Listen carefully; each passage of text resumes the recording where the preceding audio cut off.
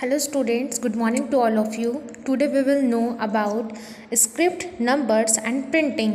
आज हम जानेंगे ईवीएस का चैप्टर नंबर 10 स्क्रिप्ट यानी लिपि, नंबर्स यानी संख्याएं आप जानते हैं और प्रिंटिंग यानी हम छपाई।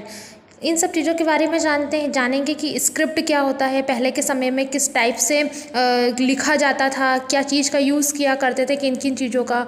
नंबर्स का इन्वेंशन कैसे हुआ, नंबर्स कहाँ से आए, और प्रिंटिंग जैसे कि आज हमारे पास ये बुक खुद प्रिंट की हुई आई है, तो ये किस टाइप से पॉसिबल हो पाया है कि आज हम इतनी अच्छी टेक्नोलॉजी का यूज़ कर पा रहे हो। पहले के समय में क्या चीज़ों का, किन किन चीज़ों का यूज़ किया जाता था, रिकॉर्ड्स कैसे रखे जाते थे, जैसे हम जानने वाले हैं। तो फर्स्ट हम स्टार्ट कर रहे हैं। We learn many things by experience which increases our knowledge। हम कई सारी चीज़ें याद रख पाते थे अपने एक्सपीरियंस के थ्रू। हम एक्सपीरियंस करते थे, अपने आसपास देखते थे, तो उससे हमें नॉलेज मिलता था, जानकारी, इन्फॉर्मेशन मिलती थी, हमारा ज्ञान बढ़ता था एक अपने एक्सपीरियंस के through. Human beings have always passed their knowledge to the next generation. अब हम भी क्या कर रहे हैं, वीडियो के थ्रू ये जो नॉलेज है, जो हम आपको समझा रहे हैं, ये आज भी काम आएगा आप लोगों के, बाद में भी अगर कोई इस वीडियो को देखेगा तो काम आएगा, समझ पाएगा कि हाँ किसी ने ये पढ़ाया। मतलब एक जनरेशन से दूसरे जनरेशन को पास कर रहे हैं हम अपना knowledge, information. Later, it was felt that this knowledge should be collected and stored for the future generation. Probably, this led to the development of the script. फिर क्या ऐसा महसूस होने लगा कि हमें नॉलेज को इकट्ठा करना चाहिए, स्टोर करके रखना चाहिए फ्यूचर जनरेशन के लिए। मतलब जो भविष्य में जो लोग हमारे बाद, हमारे बच्चे और फिर उनके भी रहेंगे, तो वो इन सब चीज़ों को जान पाएंगे, तो ये ज़रूरी हो गया था। तो इसी वजह से किसका डेवलपमेंट हुआ, किसका विकास हुआ, स्क्रिप्ट का। मतलब स्क्रिप्ट एक लिपि आई, हम यहाँ पे समझने वाले हैं, ठीक है। तो हम स्क्रिप्ट यानी लिपि के बारे में जानने वाले हैं। Ancient people exchanged the ideas by expressions. पहले के टाइम जो एंशिएंट पीपल होते थे, पुराने समय के लोग, वो अपने आइडियाज़ अपने एक्सप्रेशंस के थ्रू एक्सचेंज करते थे, मतलब एक दूसरे को एक्सप्रेशंस के थ्रू बताते थे।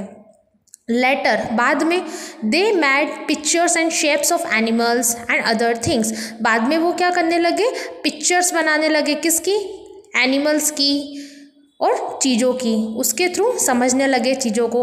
मतलब वो पिक्चर्स बनाने लगे और शेप्स के, आकार के फॉर्म में, किसकी, एनिमल्स की पिक्चर हो सकती थी या फिर किसी भी वस्तु की, थिंग की पिक्चर हो सकती थी, उसके थ्रू काम करने लगे, समझने लगे। Thus, the earlier form of script was pictorial। पहले के टाइम में जो स्क्रिप्ट यानी जो लिपि का फॉर्म होता था वो पिक्टोरियल होता था। Which was difficult to understand, जो कि समझना बहुत ही मुश्किल होता था, लोगों को बड़ी परेशानी पड़ती थी पिक्टोरियल फॉर्म में, मतलब चित्र के फॉर्म में, पिक्टोरियल फॉर्म में समझने में। Then this pictures were simplified into signs and symbols. बाद में क्या हुआ, इन्हीं पिक्चर्स को साइंस और सिम्बॉल्स के फॉर्म में सिंप्लीफाइड किया गया, साइंस और सिम्बॉल्स, चिन्ह आने लग गए।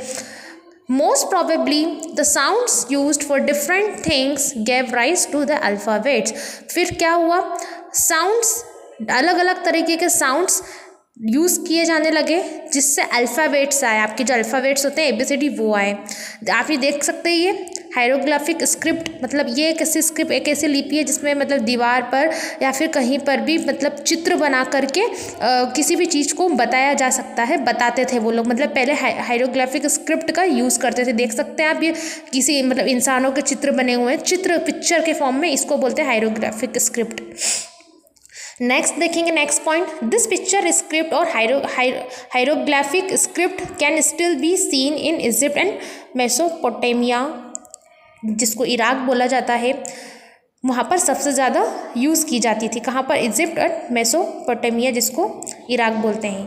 People in Mesopotamia used clay tablets to maintain records of different events. पहले मतलब जो मेसोपोटामिया, इराक के जो लोग होते थे, वो क्ले टेबलेट, मतलब जो मिट्टी के जो टेबलेट्स थे, उससे अपना रिकॉर्ड, इन्फॉर्मेशन, जानकारी, मतलब इवेंट्स और जानकारी रिकॉर्ड करते थे, लिख कर रखते थे, ठीक है ना, क्ले टेबलेट्स के थ्रू ऐसे मेंटेन करते थे। Pictures script are still used in China. अब जो पिक्चर स्क्रिप्ट है, मतलब जो चित्र की लिपि बोलेंगे इसे, तो वो कहाँ पर यूज़ होती है अभी भी, जैसे चाइना हुआ, जापान हुआ, कोरिया हुआ, इन कंट्रीज़ में अभी भी यूज़ की जाती है पिक्चर स्क्रिप्ट।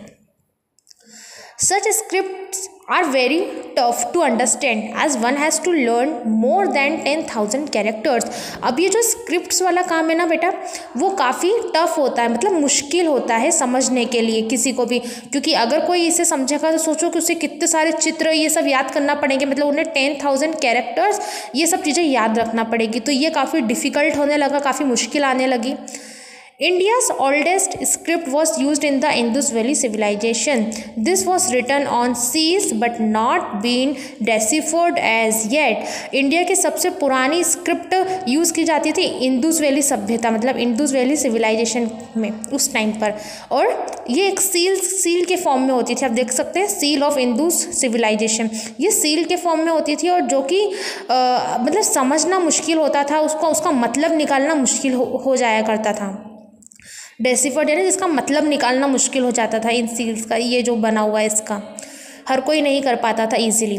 लेटर बाद में Brahmi script was developed in India, Brahmi script develop हुई, एक ब्राह्मी लिपि आई, from which the script of most of the modern Indian languages have been developed. इससे क्या हुआ, कई सारी लैंग्वेजेस भाषाओं का विकास होने लगा, किसके, ब्राह्मी स्क्रिप्ट से। एक डू यू नो करके अच्छा सा पॉइंट है, ध्यान रखेंगे। The seals of the Indus valley script can be seen of national museum in Delhi. अभी भी ये जो सील्स होती है, जो पुरानी चीज़ें होती है, हमें पता है कि जो एंटिक चीज़ें होती है उसे म्यूजियम में रखा जाता है, दिल्ली के म्यूजियम में आपको ये सील्स मतलब अवेलेबल होगी, देखने को मिलेगी। अब देवनागरी स्क्रिप्ट की बात करेंगे। Devanagari and other scripts used in India are based on sounds. अब ये जो देवनागरी और कुछ अलग जो स्क्रिप्ट्स होंगी इसके बाद की आई थी, वो साउंड्स यानी आवाज़ों के, स्वरों के ऊपर based on sounds. Different letters represent different sound, हर लेटर के लिए अलग अलग तरीके के साउंड यूज़ किए जाते थे। आप थोड़ा यहाँ पर देख सकेंगे अल्फ़ाबेट्स ऑफ डिफरेंट स्क्रिप्ट, ये पिक्चर्स के थ्रू हम थोड़ा समझ पा रहे हैं, कोरिलेट कर पा रहे हैं। जैसे कि के है तो ये रोमन में के इस टाइप से बोला जाता है, मतलब इस टाइप से लिखा जाता है, ये स्क्रिप्ट देवनागरी में इस टाइप से, और गुजरात में ये सब लेटर्स यूज़ किए जाते थे, मतलब अलग अलग इनके साउंड्स होते थे और अलग अलग लेटर्स के लिए अलग अलग साउंड यूज़ किए जाते थे।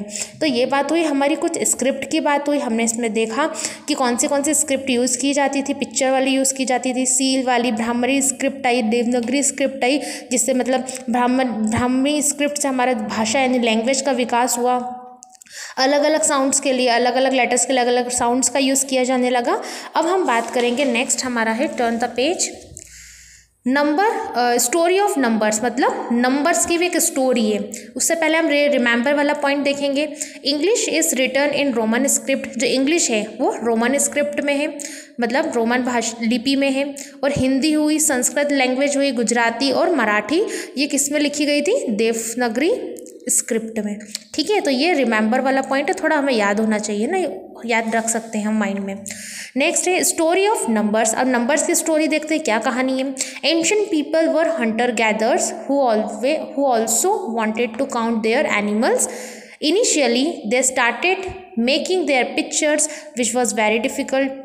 अब जो पुराने टाइम के लोग होते थे वो हंटर, मतलब उन्हें जानवरों को इकट्ठा करके रखते थे वो, और उन्हें गिनना भी चाहते थे। ठीक है ना, तो स्टार्टिंग में क्या होने लगा, वो उनके पिक्चर्स बनाने लगे। दे started making their pictures which was very difficult, जो कि बहुत ही मुश्किल है। अब इतने सारे एनिमल्स उनके पास, तो क्या वो हर एक की पिक्चर बनाएंगे, पर वो करते थे। Probably they learn number by pictures. अब वो नंबरों को पिक्चर्स के थ्रू याद रखते थे, चित्र बना करके नंबर याद रखते थे, जो कि काफ़ी डिफ़िकल्ट टास्क है अपने आप में ही। डॉट्स और लाइंस का यूज़ करते थे। फिर then they grouped lines to learn higher numbers.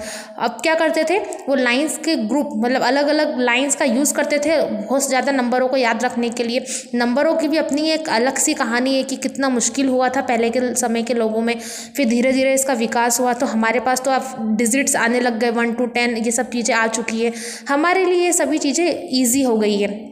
Most probably counting started with the 10 fingers on the hand. हम ऐसे अपने हाथ की 10 उंगलियों का, दोनों हाथ की 10 उंगलियों का यूज़ करके काउंटिंग करते थे।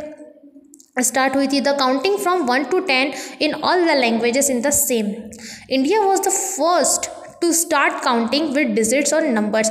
भारत पहला ऐसा था जिसने काउंटिंग स्टार्ट की थी डिजिट्स और नंबर से। और ज़ीरो का इन्वेंशन भी आपको पता है, zero was discovered in India only, India ने ही ज़ीरो दिया था, आप जानते होंगे ये तो। The knowledge of numbers went from India to Arabia and then to Europe. अब ये जो नंबर का जो ज्ञान था, जो नंबर्स चीज़ थी, जो हमारे नंबर्स थे, वो अरेबिया और फिर यूरोप तक गए बाद में। This became very popular in Arabia, और जो कि अरेबिया में जाकर के बहुत ही फेमस हुए, बहुत ही पॉपुलर हुए। Where they were called Hindsa, that is from Hind, और जो कि क्या बोले जाते थे, हिंदसा, जो क्योंकि वह हिंदुस्तान से आए थे, और वो हिंदसा वर्ड लिया गया है हिंद से। All the numbers in the world are based on the Indian number system. अभी जितने भी नंबर्स हैं वो बेस्ड है इंडियन नंबर सिस्टम के अकॉर्डिंग। जैसे कि हम जानते हैं, और एट दैट टाइम, क्या आप जानते हैं, at that time also the Egyptians could count up to 1 lakh. अभी तक जो है उस समय जो इजिप्शियंस थे वो 1 लाख तक ही काउंट कर पाते थे। अब ये जो हमारा नेक्स्ट टॉपिक है प्रिंटिंग, तो उसे हम नेक्स्ट वीडियो में कंटिन्यू करेंगे। ये नंबर की एक स्टोरी थी कि पहले मतलब पिक्चर्स के, एनिमल्स के पिक्चर बना करके नंबरों को याद रखा जाता था, मतलब नंबरों को याद रखना तो खतरनाक डिफ़िकल्ट हुआ करता था। फिर बाद में धीरे धीरे इसका डेवलपमेंट हुआ, विकास आया, फिर हमें 1 to 10 से स्टार्ट किया, 1 to 10 से फिर हमें ये ज़ीरो का इन्वेंशन, जो कि ज़ीरो का आविष्कार हो चुका था, हमारे इंडिया से ही मिला था ज़ीरो, तो हम 1 to 10 का यूज़ करने लगे। तो ये कुछ नंबर की कहानी थी। हम ये सब चीज़ें इसलिए जानते हैं कि आज हम जिस चीज़ों के संग, जिस फैसिलिटी के साथ रह रहे हैं, तो पहले के लोगों को थोड़ी ना ये फैसिलिटी मिलती थी। तो हमें जानना तो ज़रूरी है कि उन्हें क्या क्या चीज़ों का सामना करना पड़ा था, किन किन चीज़ों को फेस करना पड़ा था, जो आज हमारे लिए बहुत आसानी से हमें मिल चुकी है। तो होपफुली कि आपको वीडियो समझ में आया होगा।